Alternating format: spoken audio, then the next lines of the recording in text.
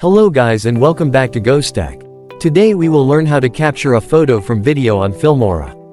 So, we have a sample video here. In order to take a screenshot from any part of video, click this camera icon here to capture a screenshot.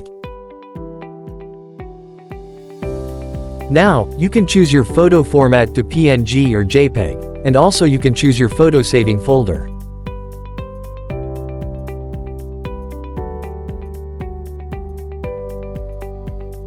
Now as you can see, we have the captured photo here.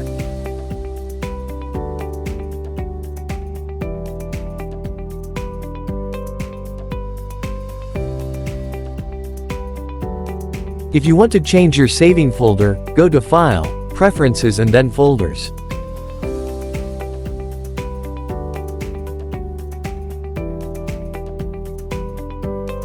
That's it. Thank you for watching, and don't forget to like, comment and subscribe for more.